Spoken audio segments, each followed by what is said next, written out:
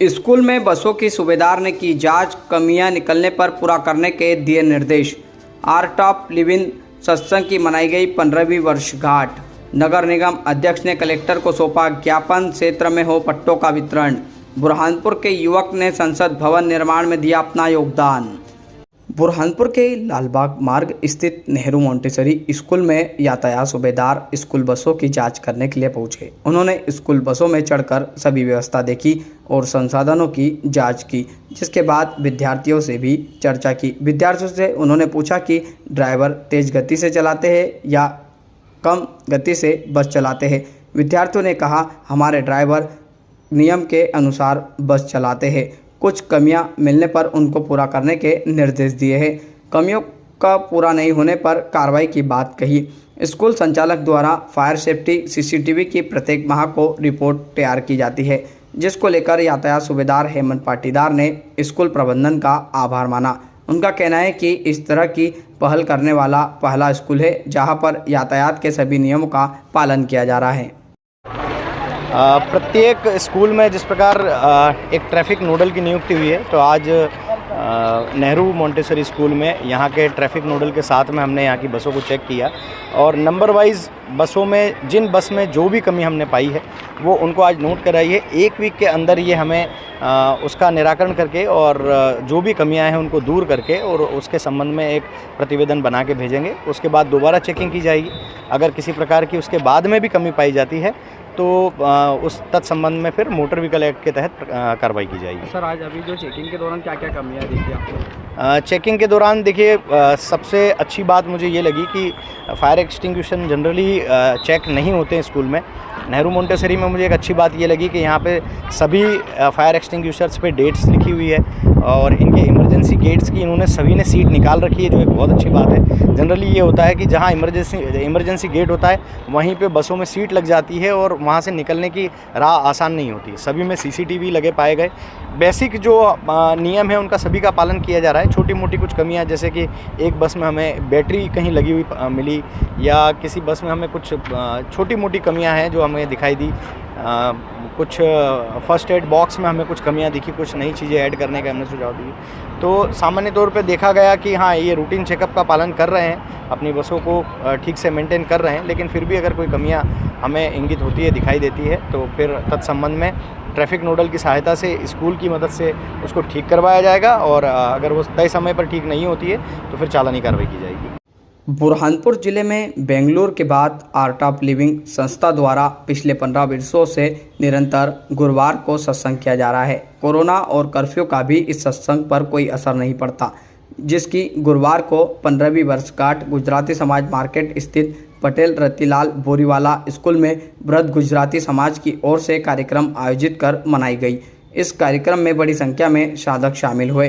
केंद्र प्रमुख संतोष देवताले और मनोज तारवाला ने बताया कि सोनारपट्टी क्षेत्र में 2008 से इस सत्संग की शुरुआत हुई थी। आज 15 वर्ष पूरे हो गए हैं। 7,500 साधक हमारे साथ जुड़े हुए हैं, जो प्रत्येक गुरुवार को सत्संग में शामिल होते हैं और आर्ट ऑफ लिविंग सत्संग का मुख्य उद्देश्य लोगों को आध्यात्मिकता से जोड़ना है। आर्ट ऑफ लिविंग संस्था निःशुल्क सत्संग करती है और लोगों को अध्यात्म की ओर जोड़ रही है। क्या इनकी ओर से प्रेरणा मिलती है लोगों को? क्या है? हमारे गुरु पंडित श्री रविशंकर जी के सानिध्य में बुरहानपुर के कुछ युवाओं ने एक सत्संग मंडल बनाया, जिसके माध्यम से आज से 15 वर्ष पहले जो शुरू किया कार्यक्रम, निरंतर हर गुरुवार को, चाहे आंधी हो, तूफान हो, कोरोना हो या अन्य कोई घटना दुर्घटना घटी हो, बाकी इसकी निरंतरता नहीं टूटने दी। और कोरोना जैसे कार्यकाल में भी सारे साधक अपने अपने घर बैठ के मोबाइल में वर्चुअल जुड़कर, कोई अपने घर से ढोलक बजा रहा है, कोई अपने घर से भजन गा रहा है।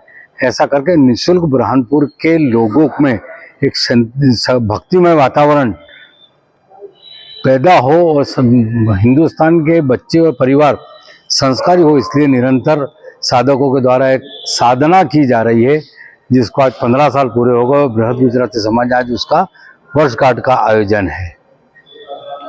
बुरहानपुर नगर निगम अध्यक्ष अनीता अमर यादव ने जिला कलेक्ट्रेट कार्यालय पहुंचकर कलेक्टर भव्या मित्तल को ज्ञापन सौंपकर लोगों को पट्टों का वितरण हो, इसकी मांग की है।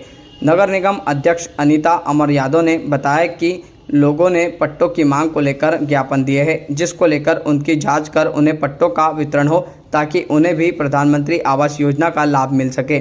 गौरतलब है कि शहर में निवासरत कई लोगों के पास पट्टे नहीं होने के कारण उन्हें प्रधानमंत्री आवास योजना का लाभ नहीं मिल पा रहा है, जिसको लेकर अब नगर निगम अध्यक्ष ने लोगों को पट्टे मिले, इसके लिए जिला कलेक्टर से गुहार लगाई है। कलेक्टर ने समस्या सुनने के बाद निराकरण का आश्वासन दिया। तो मैडम से और क्या बताई समस्या शहर की?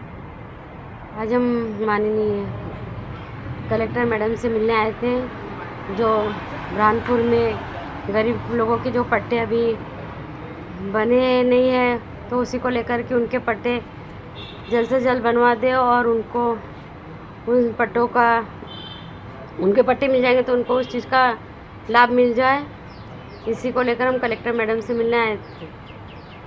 बुरहानपुर के गुजराती समाज मार्केट स्थित निजी स्कूल में पत्रकार वार्ता का आयोजन हुआ। इस पत्रकार वार्ता में बुरहानपुर निवासी संदीप नवलखे ने संसद भवन के निर्माण में अपना योगदान दिया है, जिसको लेकर विस्तार से जानकारी दी। संदीप का कहना है कि वे बुरहानपुर के निवासी है और मैंने यहीं से प्राथमिक शिक्षा ग्रहण की है, जिसके बाद इंजीनियर बना और मैंने कई बड़े प्रोजेक्ट में काम किया है। जिससे मुझे यह प्रोजेक्ट मिला, तब से मैं इस प्रोजेक्ट को लेकर सप्ताह में 4 दिन वहीं पर रुककर इस प्रोजेक्ट को पूरा करने का लक्ष्य रखा था। 29 माह में संसद भवन का निर्माण कार्य पूरा किया है। आगे भी कई बड़े प्रोजेक्ट कर रहा हूँ। इस उपलब्धि पर बुरहानपुर के समाज सेवी मनोज तारवाला और संतोष देवताले सहित वृद्ध गुजराती समाज की ओर से संदीप का स्वागत अभिनंदन किया गया। रखी गई है, क्या किया है आपने संसद भवन के लिए? तो मेरी इसमें भूमिका शुरू से थी, टेंडर से लेकर तो कंप्लीट एग्जीक्यूशन तक। इस प्रोजेक्ट की कंप्लीट डिलीवरी मेरे अंतर्गत थी।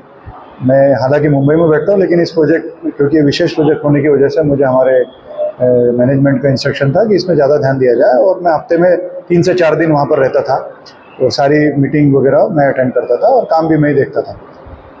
क्या क्या डिजाइन किया आपने? क्या इसमें डिज़ाइन जो है वो अहमदाबाद के आर्किटेक्ट HCP डिज़ाइन कंसल्टेंट है विमल पटेल, तो उनकी डिज़ाइन है। हमारा काम था इसको उस डिज़ाइन के हिसाब से पूरा काम उसको कंप्लीट करना। तो हमने इसको कंप्लीट एग्जीक्यूशन किया है प्रोजेक्ट का। ये 29 महीने में प्रोजेक्ट कंप्लीट हुआ है और इसका टोटल लागत जो है वो 1100 करोड़ है और इसमें हमने 7.5 लाख स्क्वायर फीट का कंस्ट्रक्शन किया है। तो संसद भवन में भी कितने सांसदों के बैठने की व्यवस्था की गई है?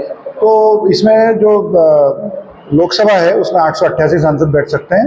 इसमें और भी एक्स्ट्रा बेंचेस लगाने का भी प्रावधान है और इसको मोदी जी ने विचार किया है कि इसको आगे भी जैसे जैसे जनसंख्या बढ़ रही है भारत की, उसके हिसाब से सांसदों की संख्या भी बढ़ेगी, उसके हिसाब से प्लान करके इसको बनाया है। और क्या नए प्लान मिल रहे हैं आपको? इसमें तो total central Vista project development है, ये उसका एक पार्ट है और ये पूरा संसद का काम टाटा प्रोजेक्ट्स कंपनी को मिला था और मैं उसका एग्जीक्यूटिव वाइस प्रेसिडेंट हूँ।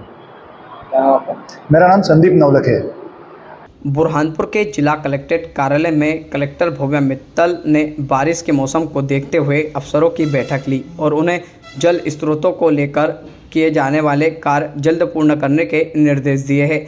कलेक्टर भव्या मित्तल ने अफसरों से जानकारी ली। जिन अफसरों द्वारा कार्य में लापरवाही बरती जा रही है उनको फटकार लगाते हुए समय सीमा में सभी कार्य पूर्ण हो, इसके निर्देश दिए हैं।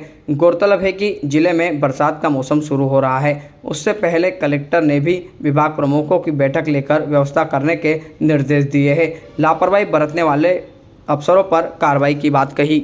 बारूली में जो आपके लीकेज सुधार करना था और 3 वॉल टंकी कार्य करना था, बताओ बारूली मैडम ठीक कर दिया मैडम ने पड़ा सब बारूली का भी बारूली का हेडवन नहीं होना। हां बारूली बचा है, मर्दा बचा है, फिर दौड़ का इशू बचे हैं और इच्छापुर का बचा है। ये 4 आपके मतलब लीगली वाले जो महीना बचे हुए तब वाले